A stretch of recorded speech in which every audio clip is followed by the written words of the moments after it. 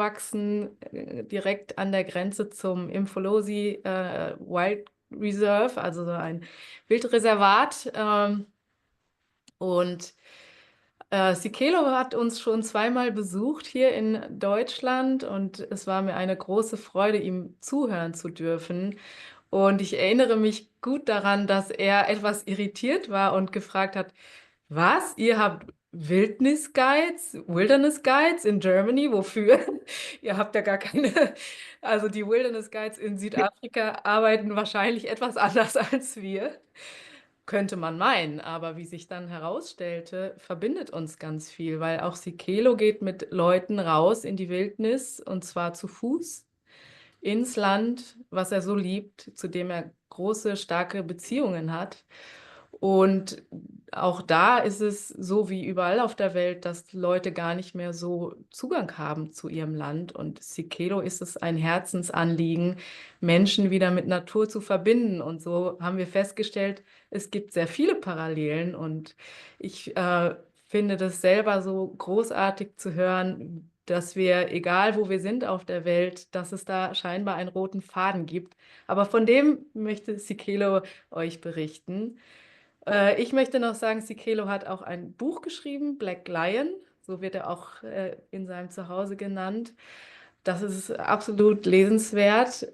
Und wer möchte, kann Sicelo auch erleben und mit ihm auf Tour gehen. Und viele von uns oder einige von uns waren schon mit ihm draußen zu Fuß in seinem wilden, schönen Land. Und es gibt die Möglichkeit, weiterhin in Kooperation auch mit Sicelo dort mitzugehen. Das schon mal vorab als Empfehlung. Und jetzt wünsche ich uns allen viel Spaß und freue mich auf deine Geschichten, Sicelo. Danke, dass du da bist. Vielen Dank. Blessings. Thank you so much. I'm really humbled. Thank you.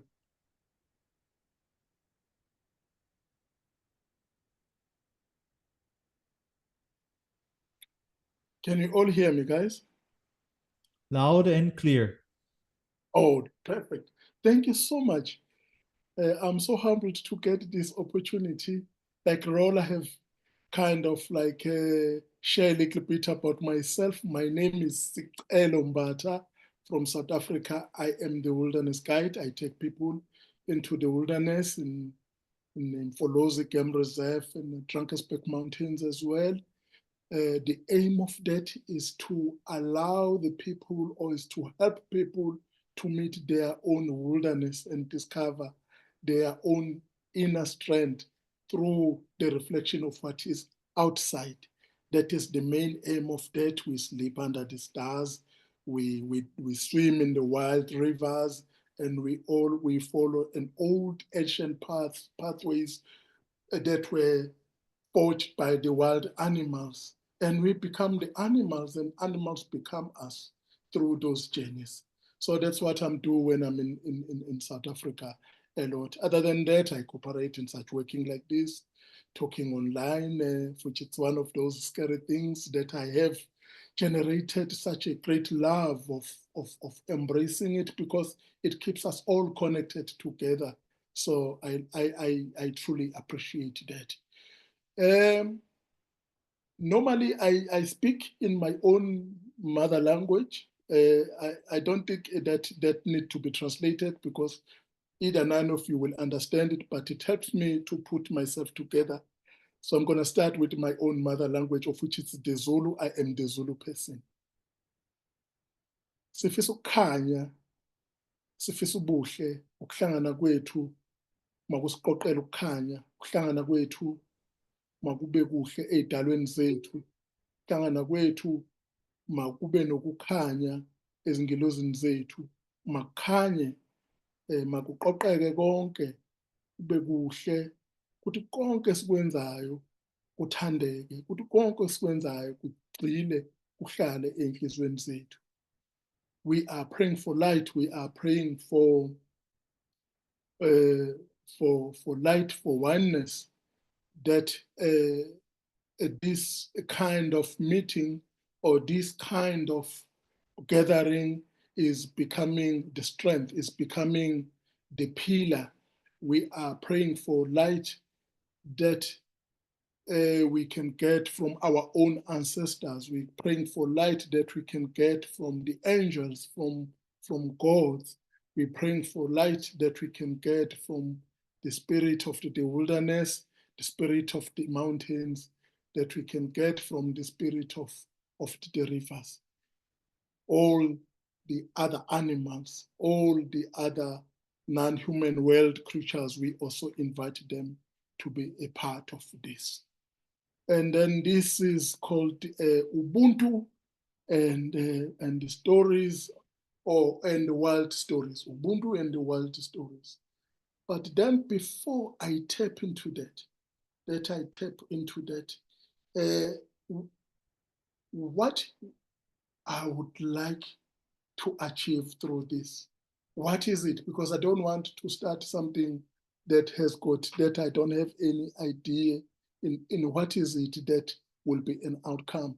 For me, as Sicelo, there is one prayer that this gathering is giving birth to our own strength, that we can have strength to follow and navigate and find our own Ubuntu inside us. And for me, my prayer is the fact that we can have that Ubuntu, that we can then use that Ubuntu to share it with our neighbors, to share it with our relatives, and to share it in our workplace. And to use that Ubuntu inside us, that we are actually reflecting it to the world. The world is in a tumult today because it's missing Ubuntu. We are experiencing a lot of poverty, experiencing a lot of wars, experiencing a lot of women abuse, child abuse. We are experiencing a lot of overfishing because we have lost what we call it Ubuntu. So the essence of the story is me navigating it, taking you through the journey of what I discover when I'm in the wilderness. But again, if I put it into an introduction, because again, folks, Ubuntu is like a big tree with a lot of branches. And if I can be able to indicate those branches, you can find Ubuntu through healing, the power of Ubuntu through sharing as the community, the power of Ubuntu in forgiveness, and Ubuntu that lives inside you, that lives within your heart. And how can that be stimulated? So it's a big, big tree with a lot of branches. But I just want to take you slowly, slowly, slowly until we all navigate together, until it's all clear with us what is Ubuntu. What is Ubuntu? Well, I don't want to go in such a way that I explain this as a professor of the university. I don't want to explain this according to the big books and the internet. But what I'm humbled to share is the voices of my elders when I was a young boy, talking through of Ubuntu, sitting around the fire, waiting for putu to be completed in cooking, and smelling the smoke of tamboti wood, sitting roasting meat, goat meat. So this is from the story of my elders in my village, from my grandmothers and my grandfathers of the village. It is the voices that became the lullaby and the poems to me before I go to bed. It is something that has been installed in my heart at an early age as 6 years old, and I still vividly remember the voices of the elders of this time. So I don't share what is in the internet here. So I share what I have been taught by the elders. So in the village, we look at oneness and the cooperation. So we look at living in harmony with within one another as the community and living in one another with the forest, with the rivers. We're looking at living in one another with the earth itself, and that is called Ubuntu.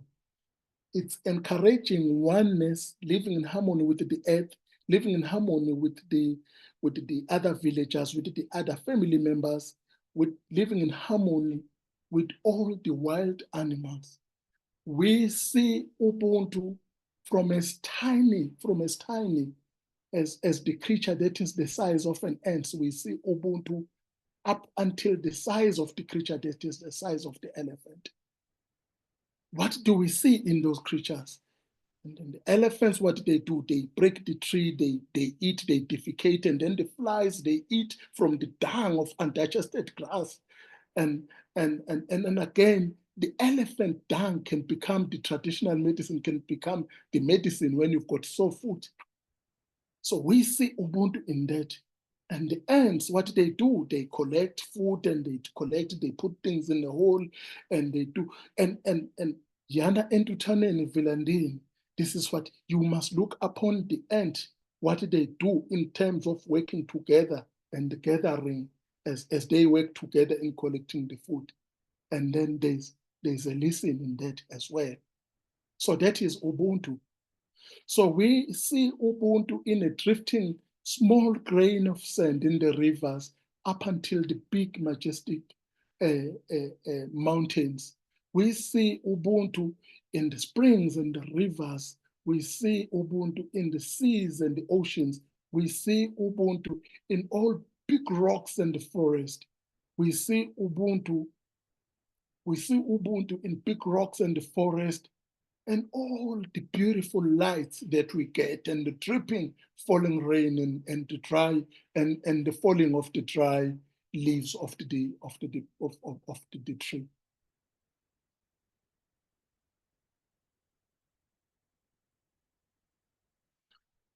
So what does this all mean? It means that we are embracing and recognizing living and non-living organism. We see life in them. We consider them as the living entity. We see the spirit inside them, and they are the part of us, and that is Ubuntu. Let me make a little bit of a story here. Let me take you to a story here. So in Zulu, we have something called grinding stone. It is a big stone with a small stone where we crush our millet, sorghum, and maize. We crush it. We use it like this, and when we relocate, we have to release the spirit of the stone, and we crush the stone. We break that grinding stone, that big stone. We break it, and why are we breaking it? Because the stone has become the heart of the family. Each and every food that has been prepared, it goes to a grinding stone. All the millet, all the food for the children is supposed to be crushed, grinded on the stone. So in order to release the spirit of the stone, we have to break it and talk to the stone that we are now relocating to another place. And we release the spirit of the stone because it's considered as the heart of the family. So that is Ubuntu that I'm talking about. And that is Ubuntu that I hope and pray that people are going to find after this. In your garden, finding your own Ubuntu. And through working with people, if you work with people, finding your own Ubuntu and reflect that. So we break that stone, and we release the spirit, and then to a new place, then we find a new place, a new stone, and then the women who are the elders, who are considered as the one who can commute with the stone, can then find a new stone and say, we are acknowledging you as a part of us, that you can become a part of us. That is Ubuntu that I'm here to reflect. That is Ubuntu that I'm here to share, that it is finding life, recognizing life in all living and non-living organisms, even in the stone, even in a grain of sand, drifting sand, in the wind. You find Ubuntu through the wind, because when you are a hunter, you can be able to communicate with the wind to see the direction of the animals or to track the direction of the animals. The same people can use the wind to navigate or to track their animals and to go closer to the animals. The rangers have developed that again. So there is power in the wind. Oh, the wind carries Ubuntu because it's why it becomes the bridge between the animal and the hunter. So we're finding Ubuntu in the water because water nourishes us and it gives us life, and we're made of water. 99% is water inside us, and we live because of water. So in order to be stronger, because of water. We find Ubuntu in the soil because the food we eat is coming from the soil. How can you mistreat the soil? How can you mistreat your own mother? Because your food, something that is feeding you. So that is why I say in all living and non-living things, you'll find Ubuntu.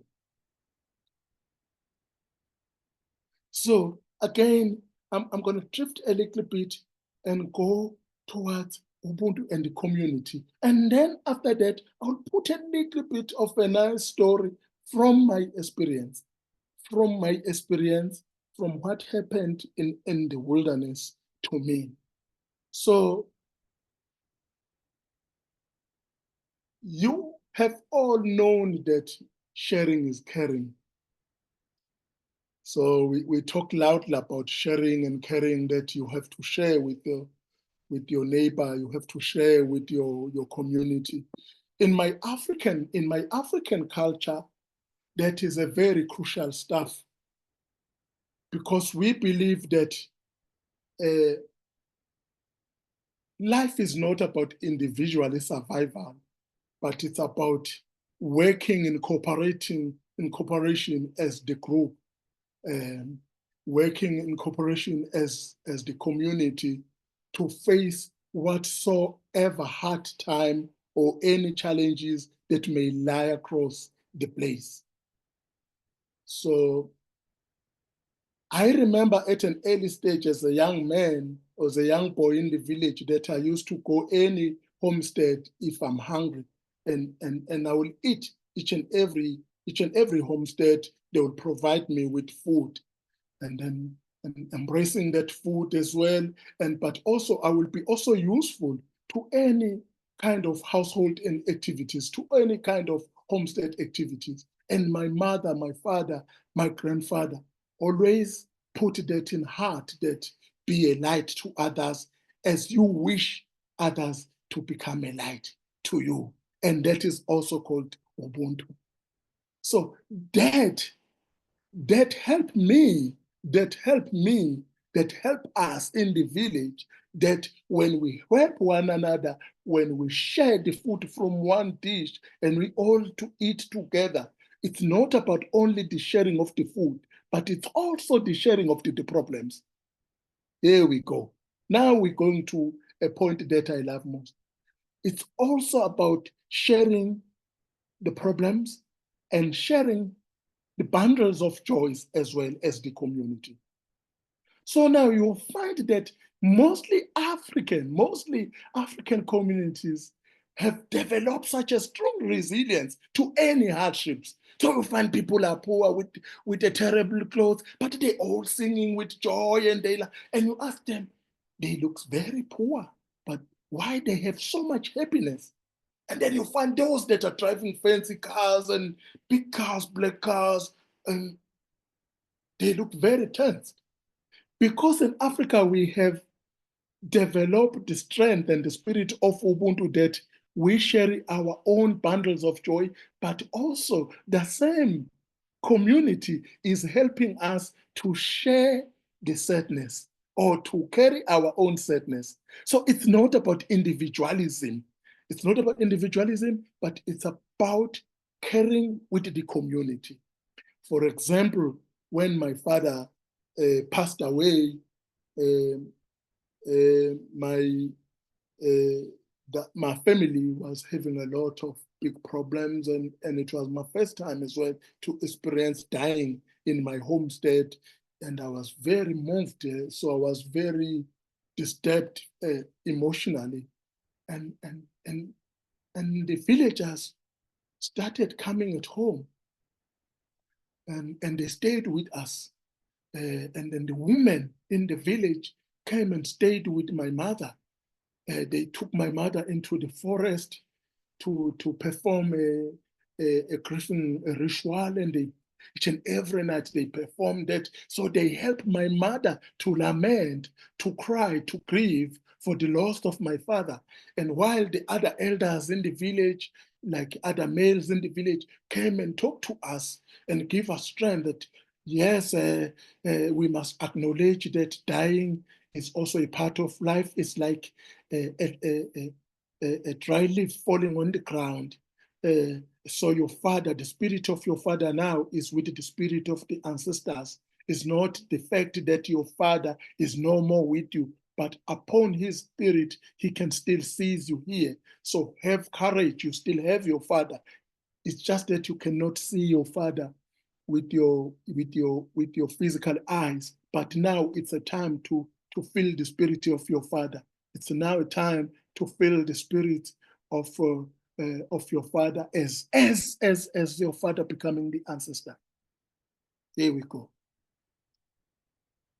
And somehow, having this village, bringing all these things at home, sharing food, bringing this, sharing all from the food and the blankets for sleeping, talking to my mother. Now you can see that in the village, we are not actually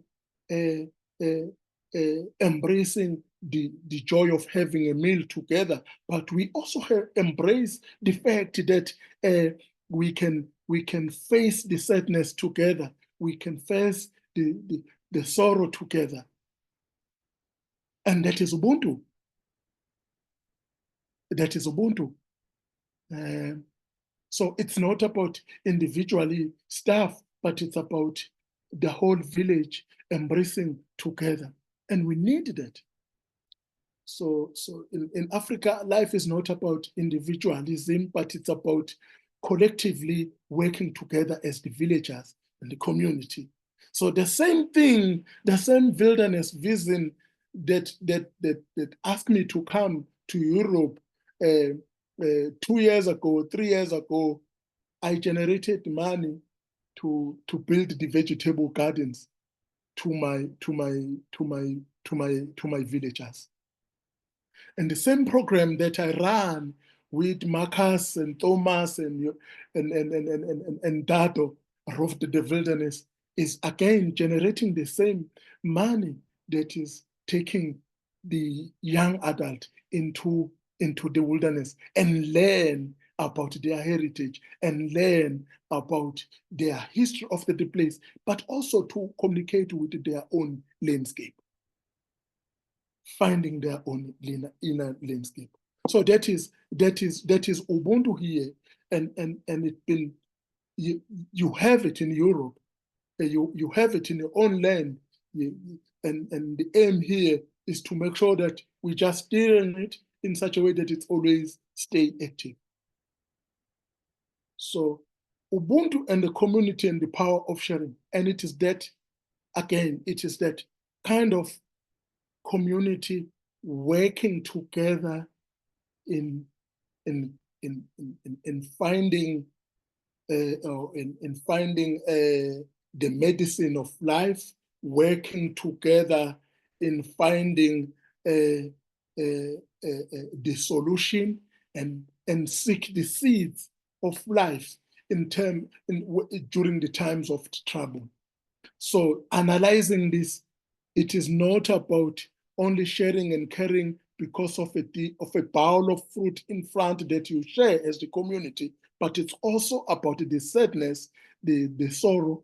And I have also mentioned some of the story from my experience when we lost our father, and how the community came together in sympathizing with us, in giving us a strength, in helping us to carry the burdens that were on our shoulders, to carry the burdens that were in our heart during that hard time. So we have looked at that.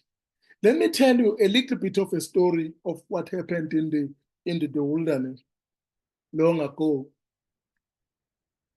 I was still a young boy, and don't get lost with this story. And this is the wild story looking at Ubuntu through my experiences. So I was still a young boy working as a volunteer, and I was lucky that I was working with an elder called Leonard Ngumalo. He's such a beautiful man. And one day we were patrolling, walking along in Mfolozi River. Some of you have been there. Uta have been there, Marcus and others have been there walking along that river. It was a terrible hot day. You would hardly open the eyes because there was like the burning wind inside your eyes. So we were all as the rangers sitting under the tree. And all of a sudden, from the reeds, we started hearing the monkeys shouting, and then we hear an antelope barking, bah, bah. And then Leonard Tutuma Ngumalo said, oh, maybe we will see a leopard.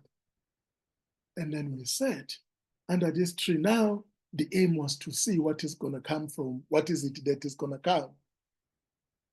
And all of a sudden, a lioness with cubs emerged from the reeds, attempting to cross the river. The water was not shallow, but was not also deep, was a little bit shallow, but then it was quite muddy. You cannot see under. So the lioness came and walked, the tail twitching from the back, and it walked and walked and walked and walked. In the middle of the river, we saw a crocodile swimming upstream, and I said, oh, look at the crocodile is swimming upstream. And then the lioness looked back and looked around and started barking at the crocodile coming, twitching the tail and slamming in the paws in the water. You can see the splash of water going like this, and then the tail of the crocodile swimming like this. So you could see the fight, the lioness defending the young ones. And then while the lioness was busy kind of working, terrifying, fighting with the crocodile, the young ones were drifted, running away. And they ran away. And then another crocodile came and catch one cub. Oh my gosh, after all this, and then the cub has been taken by the crocodile. And then we see the lioness sitting, looking in the water, kind of like slowly rumbling, but slowly roaring. And then walking up, down, and then the smaller ones were also calling. And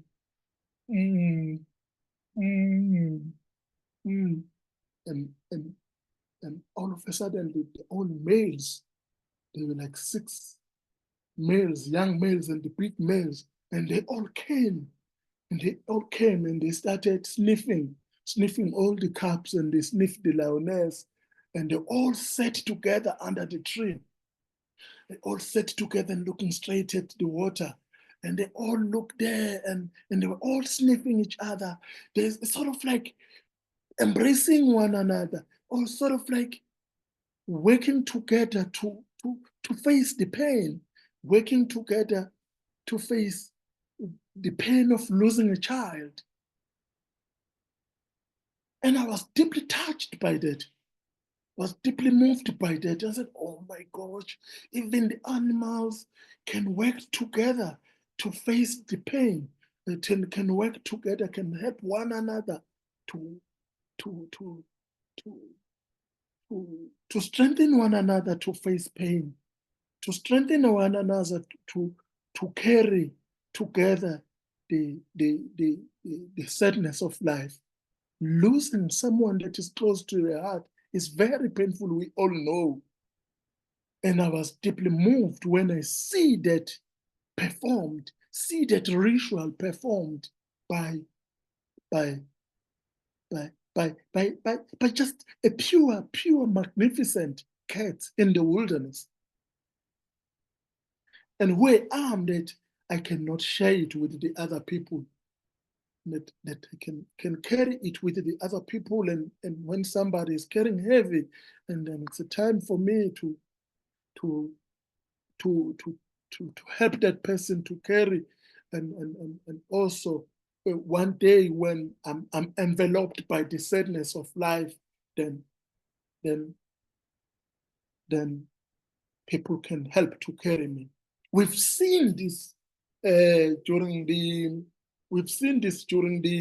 COVID in South Africa, where a lot of people help one another to drop the food at the gate during the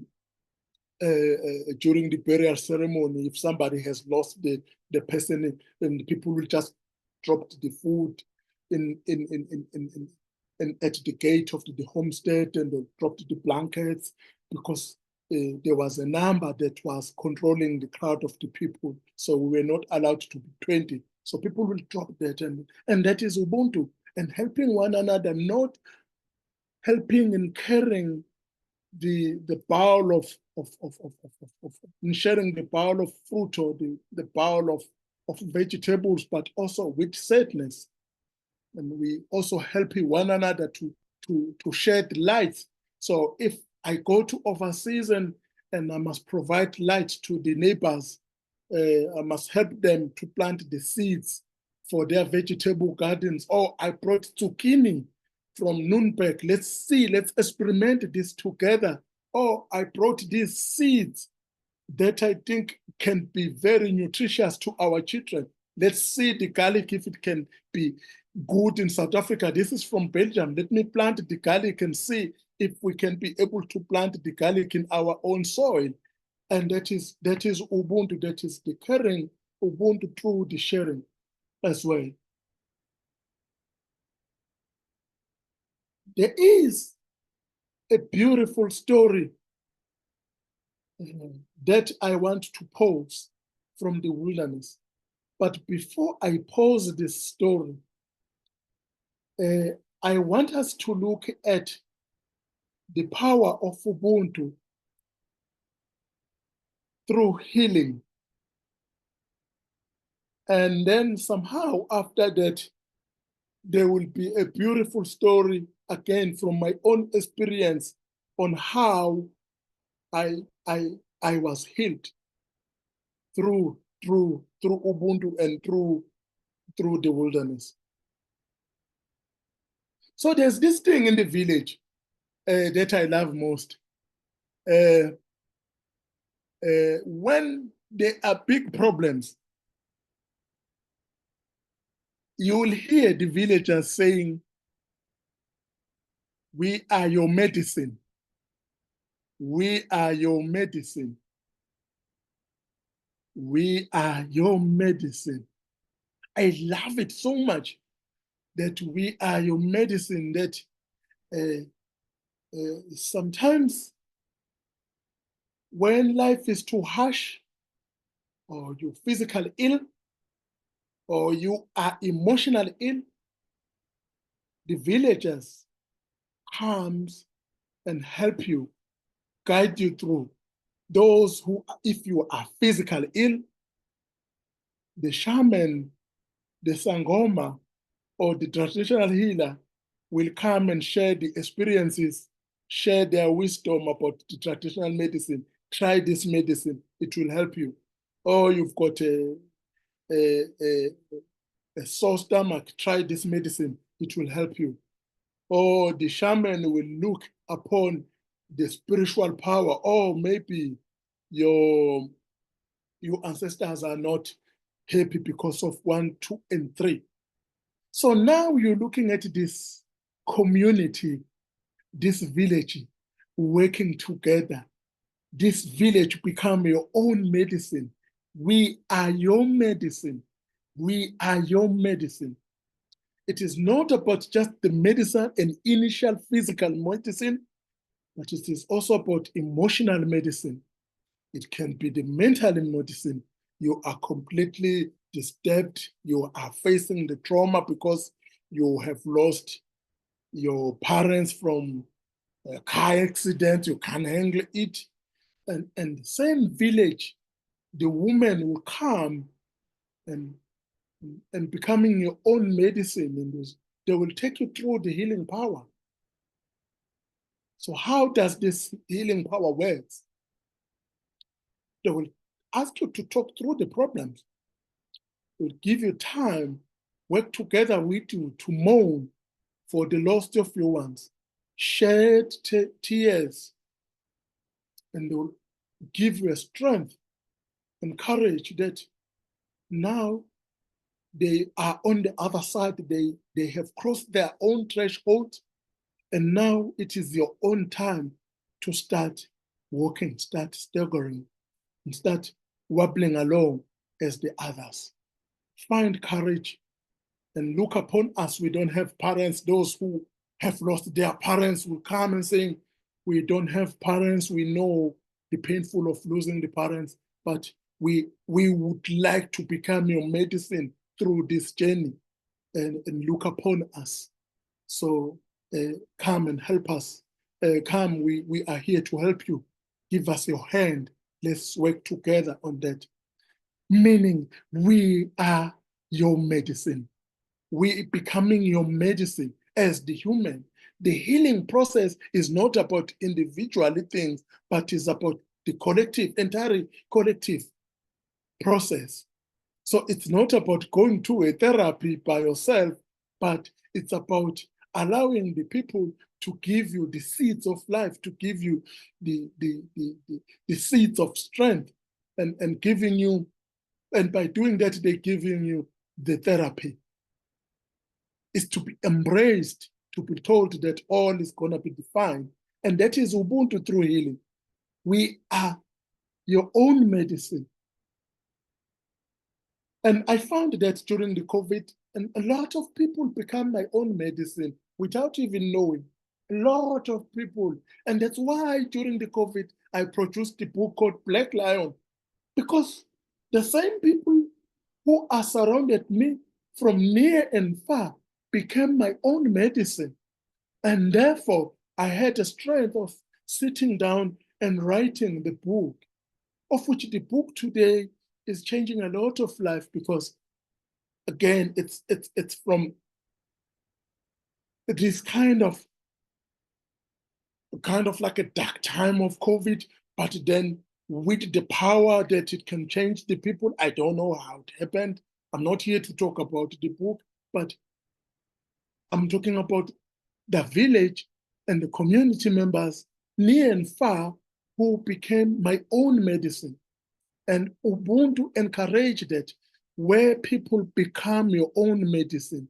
And that's when you find people like Abo Nelson Mandela, who have been using the same people who suppressed them to become his own medicine, to fight for the rights of everyone. It doesn't matter you yellow, you green, you black, you white, and it becomes like a source of life, and that I'm gonna fight for the rights of everybody. And because people, the same people who oppress me, are the same people who can become my own medicine. We are your own medicine. Singumuthi wako, siyikhambi lakho. We are your own medicine.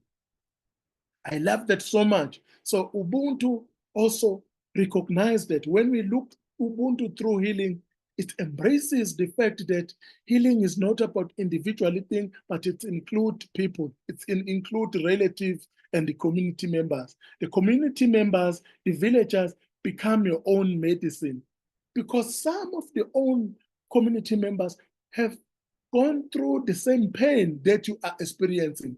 They have lost their loved ones. They have lost their jobs. So if you lost your job, oh my gosh, how am I going to support my family? The same man will emerge from the village saying, look upon me. I have lost the job, but look, I still survive. So I can guide you through the process. So that same gentleman becomes your own medicine. So it's not about that, well, I'm going to go to a therapy. I'm going to go to, so yes, you can go to a therapy, but Ubuntu recognizing the collective village as the form of becoming your own medicine. We are your own medicine. So now, I've shared this story 100 times. From my own experience, I have lost a friend through the crocodile who was taken by the crocodile from the school. From the school, crossing the river back home, a friend of mine got taken by the crocodile. We were crossing the river and we were holding one another's hand in the form of a chain. And there was a big debris and the log who was coming down with the flood. And I heard a young girl shouting, crocodile, crocodile. But then I was distracted by the debris and by the log. And then I had a big snap from my left hand. And only what I saw was the crocodile spinning into the air, into the water like this, and with a friend of mine.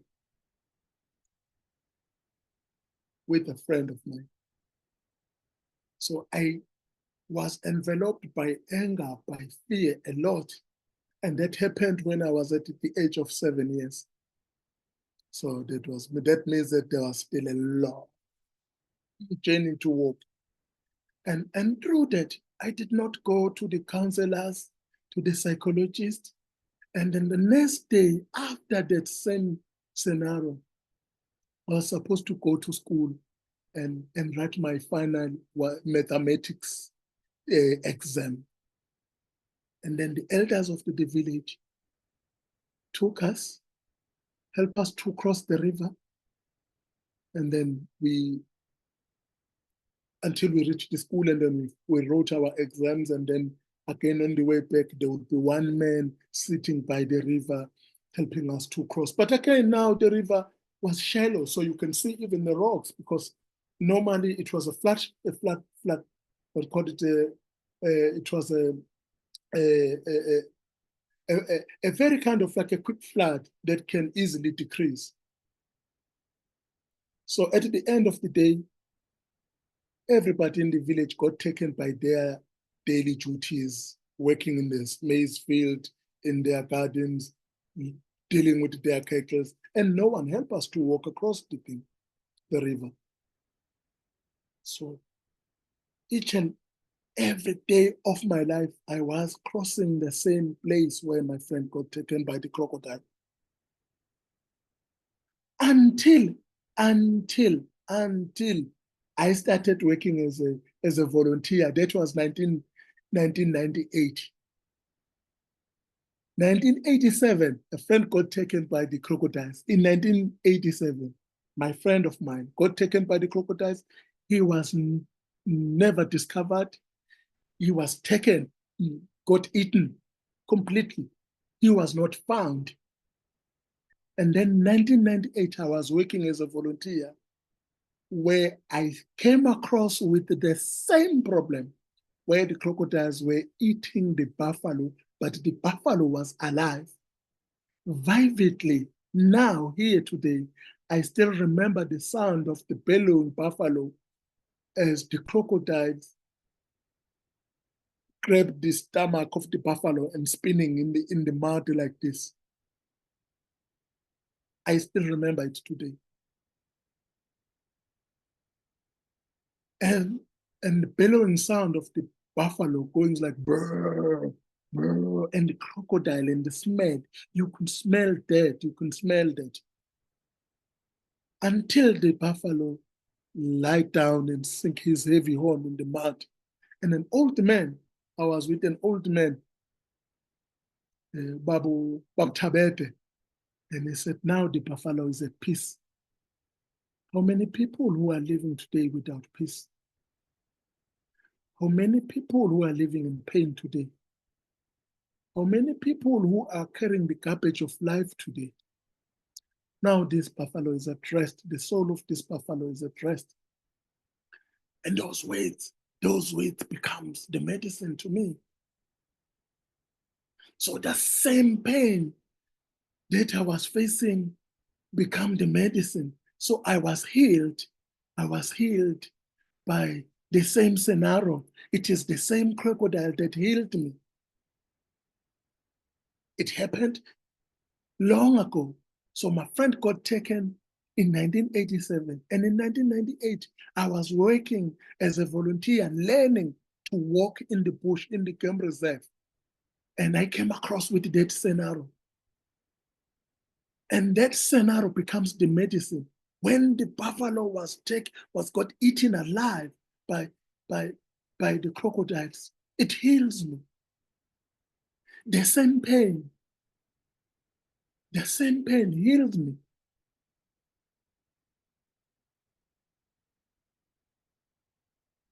Well, I don't know if you can still call it Ubuntu, but I'll go back a little bit and explain about it. Learning to live in harmony with one another and learning to live in harmony with environment, with your surrounding. And that's how I also see the scenario as a part of Ubuntu for me, because it then healed me. It becomes the medicine of my own trauma. And after that, I felt alive. And today I'm a ranger. Today I take people into the wilderness. I respect crocodiles. I feel like they are part of the community that is now protecting me. I respect them, they respect me. And I could easily feel by the water. If I just enter the river and I could feel, no, I'm not getting in here. There could be a crocodile. And because I could find harmony, and now I can communicate with the spirit of the crocodiles, and I can dance with the spirit of the crocodiles. And that's why I say there is Ubuntu there. That's why I say there is Ubuntu there. Looking again, going to another chapter and looking at Ubuntu and forgiveness. The world is in a tumult today because people have not learned to forgive.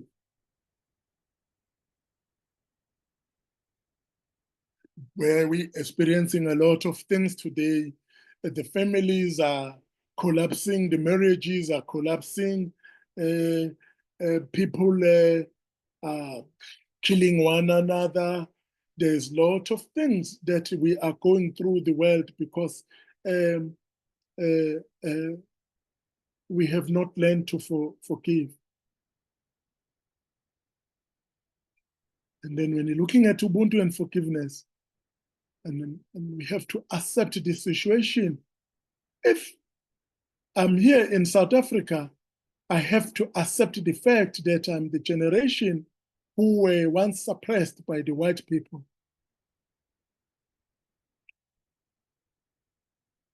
I have accepted that. I have accepted the fact that my father was also a part of the generation who were underprivileged. And therefore, I would then learn to forgive. It's painful. It's painful. But if I do not forgive, then that means I'm going to live in a dark space for the rest of my life. And today I'm sitting here at the headquarters of the Wilderness Leadership School talking through you because I have learned to work to forgive that. And the fact that I forgive the white South African that they have oppressed us. I have forgiven them. and the colonial system in South Africa that is suppressing the Black people, I have learned to forgive that and be a part of a change. And how can I produce change? How can I share change with the friends? And today I'm sitting at the white friends of mine, at the place of the white friend of mine, because we have learned to look through that process of forgiving one another and finding the light in my heart and finding the light in their heart. And move forward with life and work together with life. So if we were not moving together, I would not be here. That means I would be not even talking to you, because I won't be able to have a quiet place with a solid electricity, a quiet place with a solid internet. And that is Ubuntu in kind of forgiveness and working together. And it is that I have learned to forgive the crocodile that take my friend, because otherwise I would be in a darker space for the rest of my life. It is that I have learned to forgive elders of the village for not paying attention to the fact that they must look for the body of my friend, and embrace the fact that, you know what, maybe the crocodile was hungry. Maybe the crocodile was hungry and it was not meaning to catch a friend. Even when it wake up in the morning, the crocodile didn't say, today I'm going to eat Stella's friend. It happened because it was a part of the journey for my friend. And therefore I navigated healing through that, and I navigated forgiveness through that.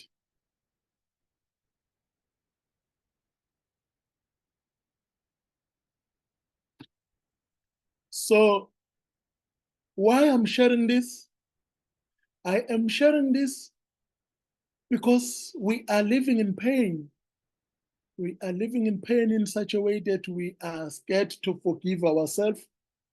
And we don't want to look at the pain in the eyes. And we don't like to look at the, and when we don't like to look at the pain in the eyes, it means that we cannot find the seeds and the solution, the seeds of solution, because mostly sometimes pain contains the seeds of the solution. And mostly sometimes it is through having courage to look at the pain that you can be able to deal with the forgiveness. And then you accept and you embrace your life accordingly. And that is Ubuntu. So I'll talk loudly about a kind of like a world icon, Desmond Tutu and Nelson Mandela. And if I touch those guys, I never met them. I'm a Zulu man, I'm a Xhosa. I read their books. They moved me a lot. But can you imagine if it happened that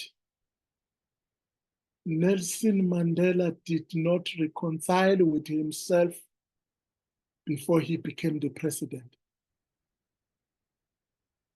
And the country in South Africa will be in ashes if it happens that he came out of prison with the heart full of blood, of anger, and wanting to retaliate and revenge from or to the people who once put him in jail. We don't want that. We don't want war. And Ubuntu doesn't actually look at the war as the solution, but it look at how you face justice with Ubuntu, on how you use Ubuntu with the fact that as the same person who are actually putting justice in place you can also one day commit the same mistakes. So let's say in the village here, somebody has killed a person. The judgments from the villagers will be based on the fact that the same person that is handling the case, that is putting the case together, can also commit the same thing.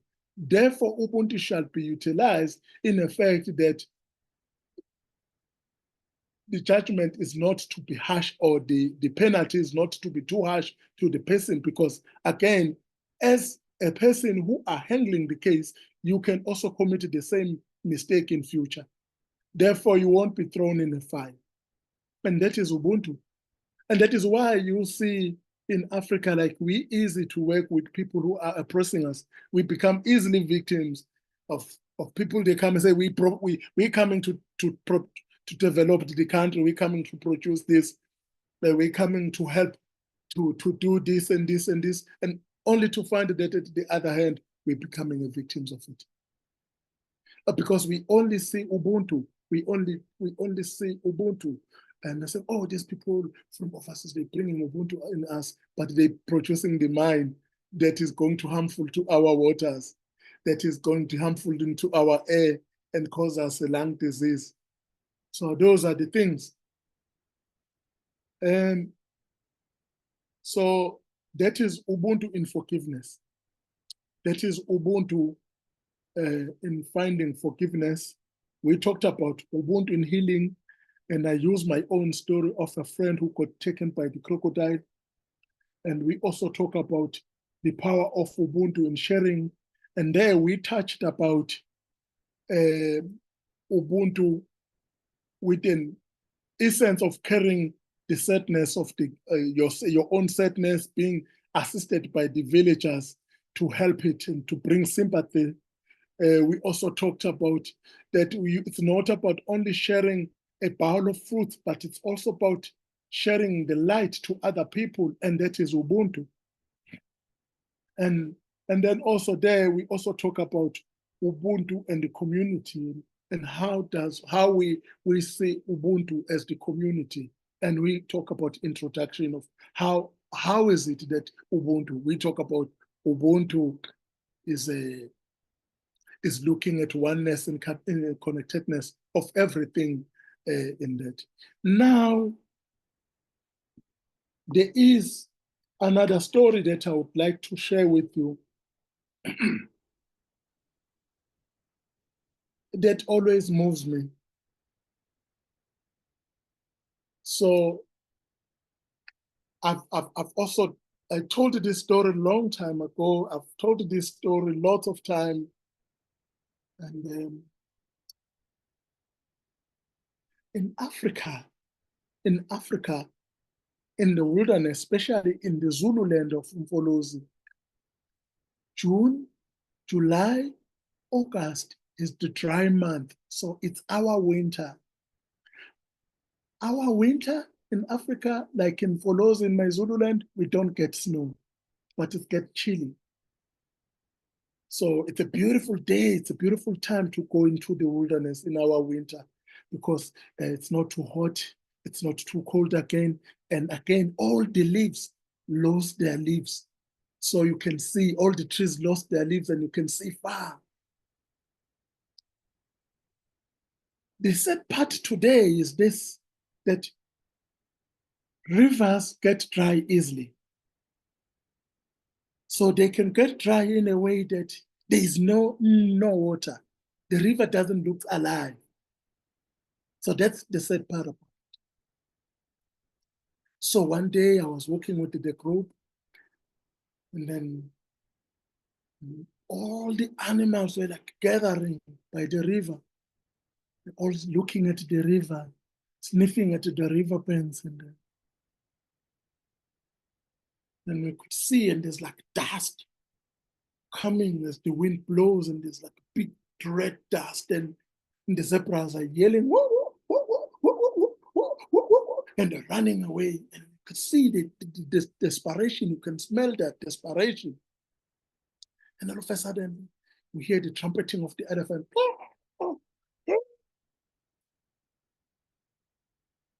Oh, the elephants are coming, and there's a gate of about 150 elephants, and they're all coming, and you can see the mitra walking in front and looking at the back and rumbling, feeling the trunk like this, left, right, and raising the trunk like this. And they're all walking, and all the head is coming down, and you can see this beautiful dust above them when they walk, as they all walk towards the river. They all reached the river and they started sniffing, and there was no water. And all the animals drifted away and stayed on the riverbanks and looking straight at the elephants. And the elephants walk around, and they all started to dig using their front leg. What are they doing? Some of the participants asking, no, they're digging for water. They dig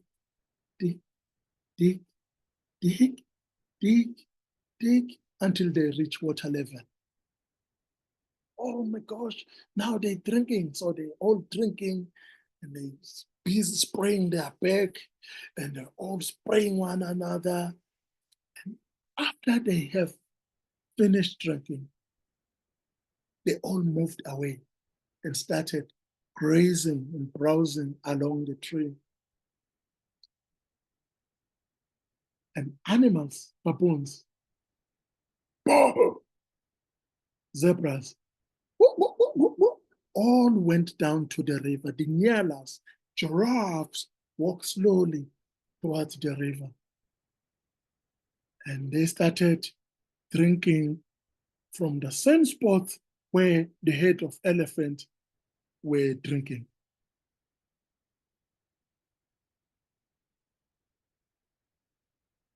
And they drank, and after that there was a flock of birds coming, and they started landing, drinking as well. Everything came and drank. And when we went to check, there was butterflies flying around, bees also attracted from the moisture, all the creatures. And again, as the group, we came and we filled our own water bottles from exactly the same spot where elephants were digging, then they're drinking, exactly the same spot where zebra was drinking, exactly the same spots where the butterfly landed in a pool of water, and we filled our own water bottles. So it is that the fact that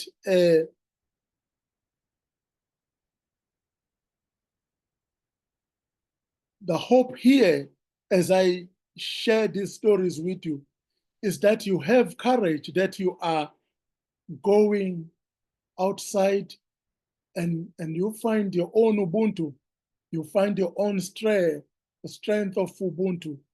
It is that the prayer that you, through working in your own vegetable gardens, through walking along the lake back home, you also find something that you can reflect on. You find that oasis, that space that you can use to quench your inner thirsties. And you find the space that you can use to strengthen your own inner Ubuntu inside you. It is the fact that if you walk, be a light like those elephants, that you produce life.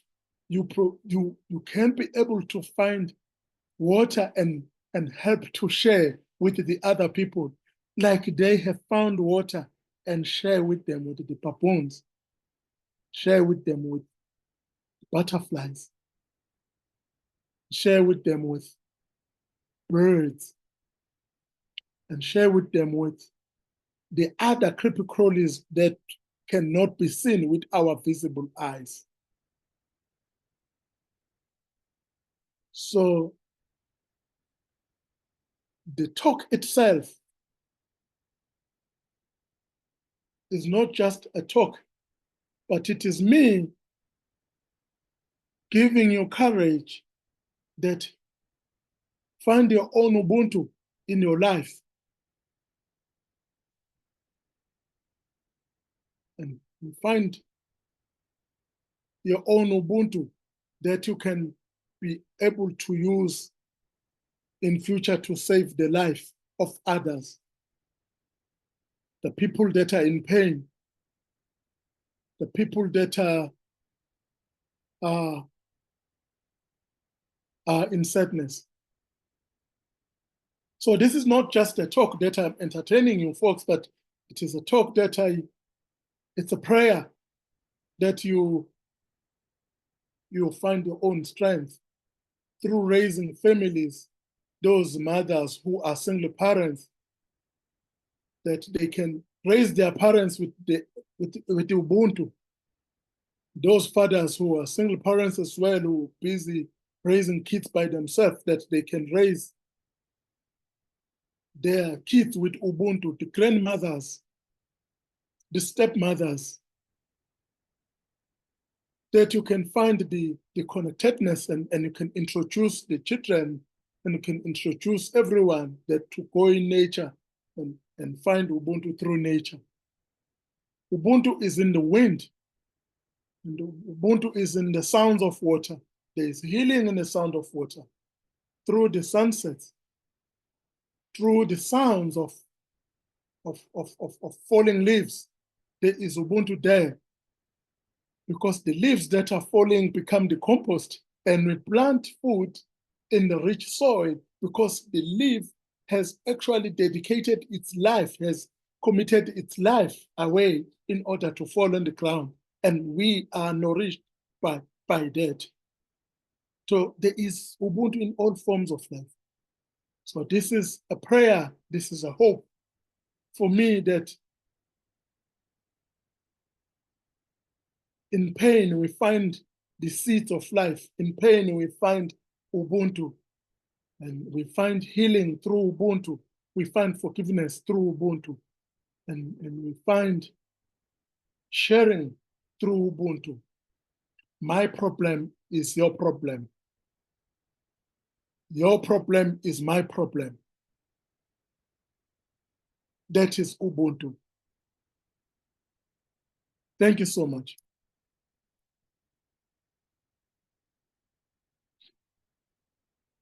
Thank you.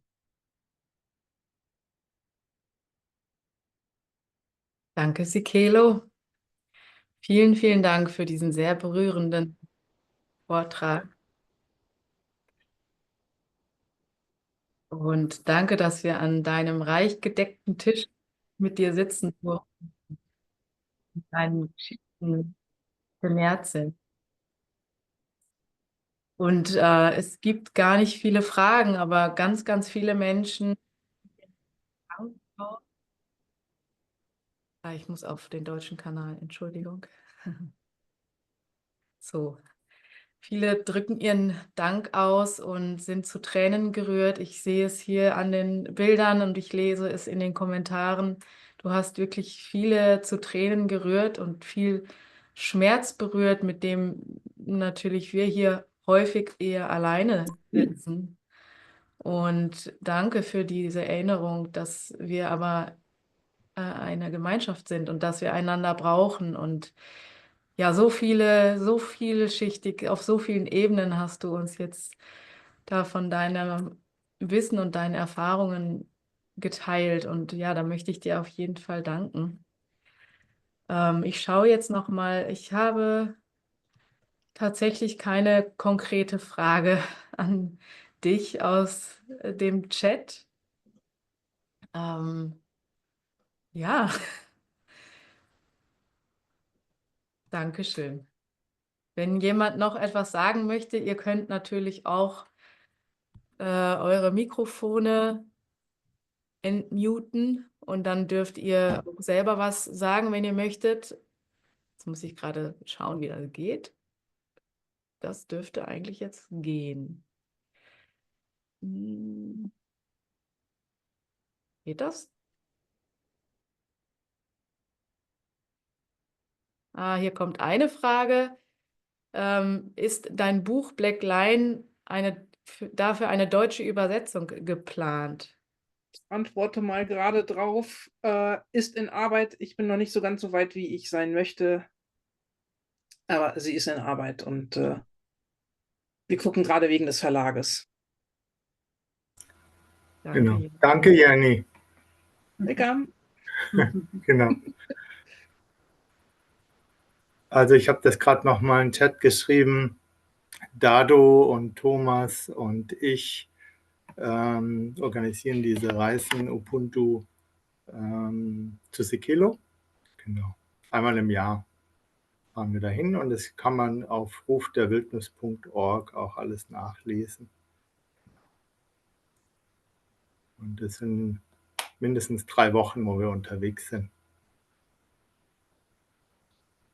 Genau. Und was so speziell ist, ist tatsächlich, wir leben ein Teil mit Sicelos Familie direkt auf dem Dorf. Das ist einfach total speziell. Wir sind angedockt an die Tradition, die er uns erzählt hat. Und das finde ich einfach total schön. Und ein Großteil des Geldes bleibt auch da und wird auch verwendet für die Menschen auf den Dörfern, dass sie auch in die Parks können und dass sie auch kleine Projekte aufbauen können. Und ich finde, das ist zutiefst Ubuntu. Bleibt nirgends hängen, sondern es bleibt direkt auf dem Dorf, bei den Menschen, bei Sicelo und nicht irgendwo anders.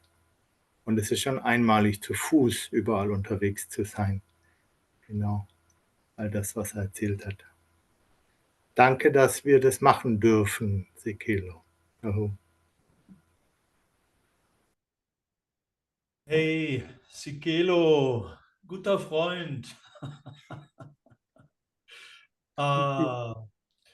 Ich möchte auch nochmal auf das, was du gerade geteilt hast, zurückkommen. Uta, Laura, funktioniert das mit der Übersetzung und hört man mich gut? Funktioniert das?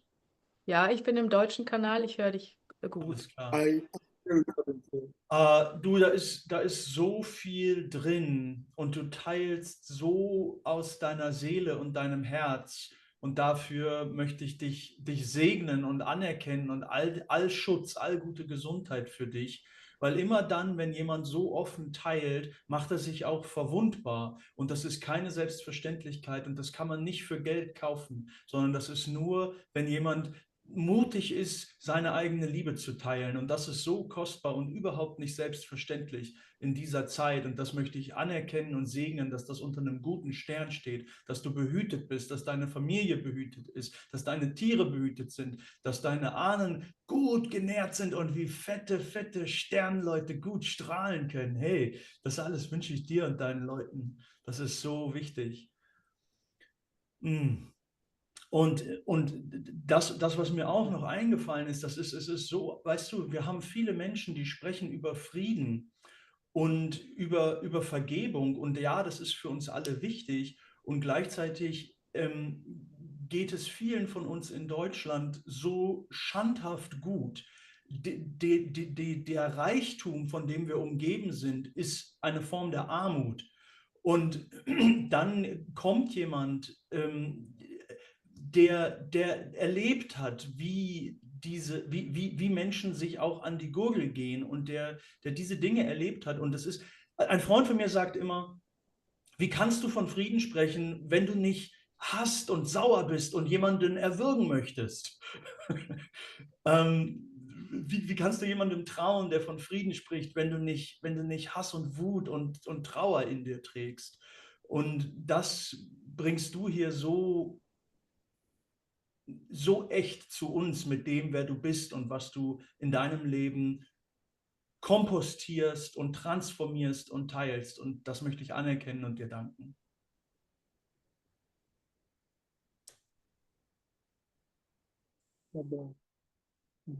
Thank you. Can you hear me, guys? Oh, thank you.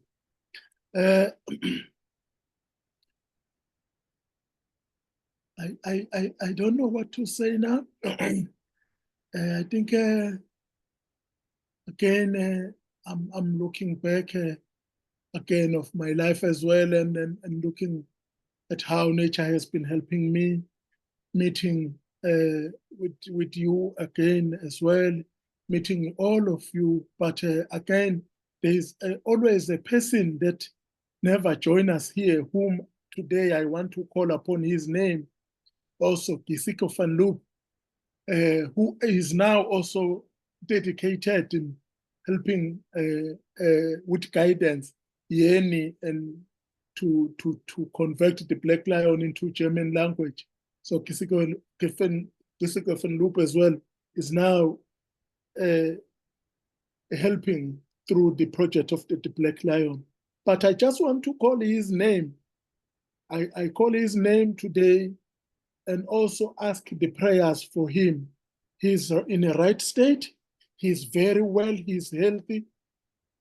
But he initiated the fact that I know Yoshka, I know Marcus and Laura and Uta, Dado Thomas, and all the other, and Babua Umkulu Wolfgang, I know him as well because of the recording that took place by Pisiko.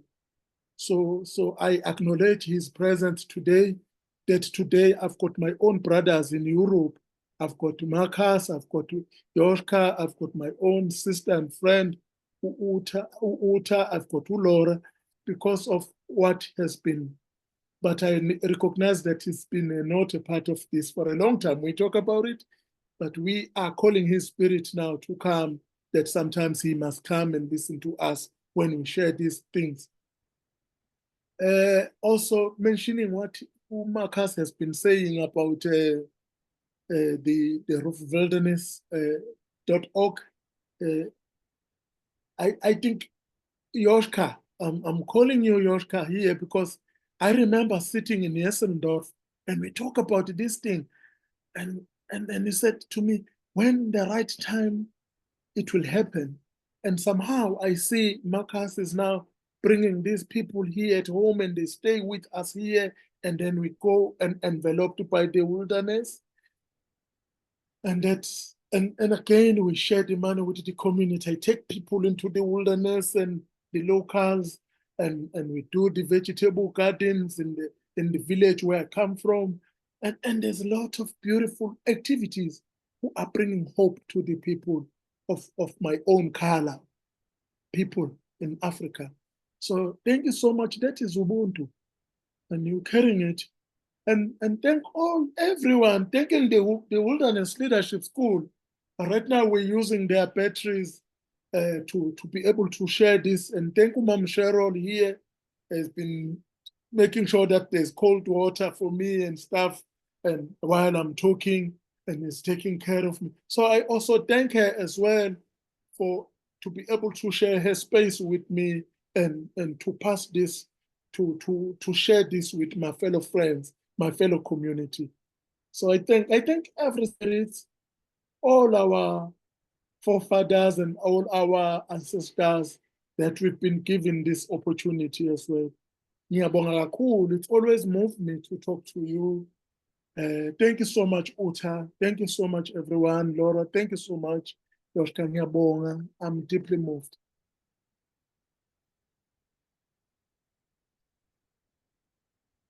Yeah.